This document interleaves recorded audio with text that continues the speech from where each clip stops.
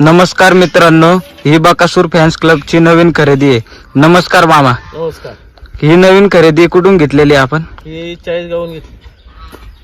पळतय का ही खरेदी? नाही, पळून घ्यायची. कधी घेतली ही? ही आता 5 दिवस झाले वाठवली जातो. फेरे वगैरे काढलेत का हिचे? आता फेरा आहे तर डायरेक्ट मोठ्या नियोजनाचं पाहणार. नाव काय याचं? याचं चेतक. चेतक. कशी वाटते तुम्हाला खरेदी? पळण का बकासूर सोबत? पण की आता का आम्हाला किती दिवसांनी बघायला भेटन बकासूर सोबत ह्याचं पळण? लवकरच भेटेल 5-10 दिवसात. नऊ शेटे आता कधी पळण? लवकर. आता कुणाच्या नावाने पळणार आहे? नाचा प्रसन्न. मामा आता आपल्याकडे किती बैल आहेत? आता आपल्या दावणीला आहे 7-8 बैल आहे. सगळे आता बकासूर सोबत पाळणार आहेत का? त्यातली 3 तर पण बकासूरच्या बाहेर.